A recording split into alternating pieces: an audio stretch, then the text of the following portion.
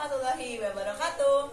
Halo semua, perkenalkan saya Anissa Mulyani dari program studi pendidikan luar sekolah dengan NIM 20102244031.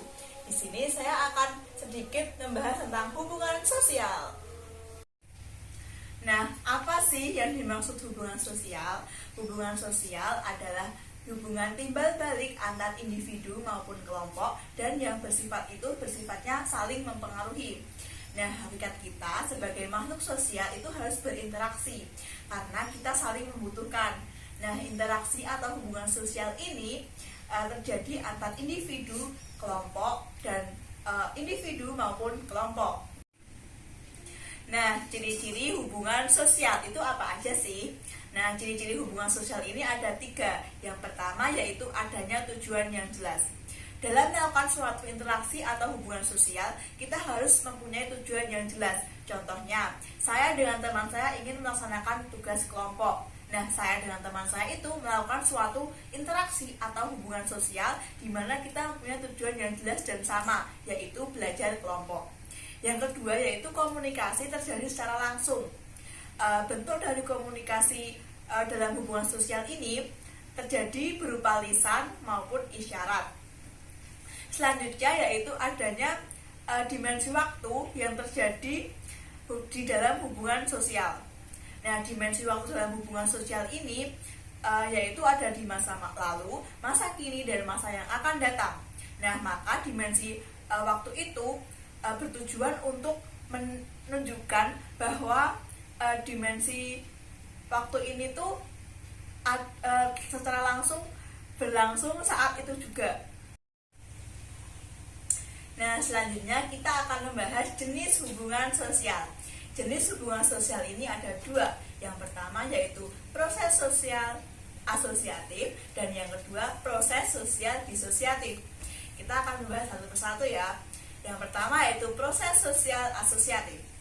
Hubungan sosial bersifat asosiatif ini terdiri dari kerjasama, akomodasi, asimilasi, dan akulturasi. Kita mau bahas satu-satu ya. Yang pertama yaitu kerjasama. Kerjasama adalah usaha bersama yang dilakukan antar individu maupun kelompok untuk mencapai tujuan yang sama. Nah, yang kedua ada akomodasi. Akomodasi merupakan upaya individu atau kelompok dalam saling mengurangi ketegangan konflik.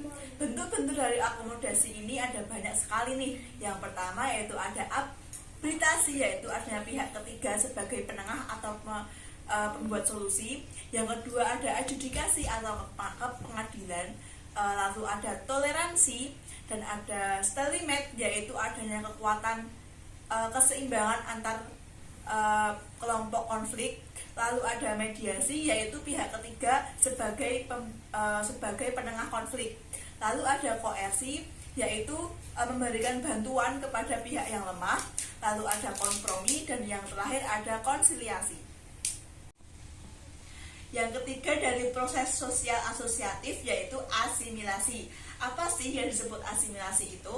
Asimilasi adalah proses berbaurnya satu kebudayaan dengan kebudayaan lain yang menghasilkan kebudayaan baru, dan itu akan menghilangkan budaya sendiri itu sendiri. Nah, faktor utama dari asimilasi ini yaitu perkawinan campuran. Yang keempat yaitu akulturasi. Apa sih akulturasi itu? Apa bedanya dengan asimilasi tadi? Akulturasi adalah pencampuran dua kebudayaan atau lebih, tetapi tidak menghilangkan unsur dari budaya itu sendiri. Proses sosial yang kedua yaitu proses sosial disosiatif. Apa sih proses sosial disosiatif ini? Proses sosial disosiatif ini merupakan terjadinya hubungan sosial yang bersifat negatif atau merugikan antar individu maupun kelompok. Ada 3 nih proses sosial disosiatif. Yang pertama yaitu persaingan. Bentuk proses sosial disosiatif ini di mana individu atau kelompok berusaha bersaing untuk mencari keuntungan atau keberhasilan tanpa menggunakan ancaman maupun kekerasan. Yang kedua yaitu kontroversi. Kontroversi merupakan bentuk proses sosial disosiatif yang berada di mana persaingan atau pertentangan. Kontroversi ini biasanya menunjukkan sikap ketidaksenangan antar satu sama lain. Yang ketiga yaitu pertentangan atau konflik, adalah adanya perbedaan pendapat dan kepentingan antar individu maupun kelompok. Demikian pemaparan materi dari saya tentang hubungan sosial. Ada kurang lebihnya mohon maaf dari saya. Wassalamualaikum warahmatullahi wabarakatuh. Sampai jumpa.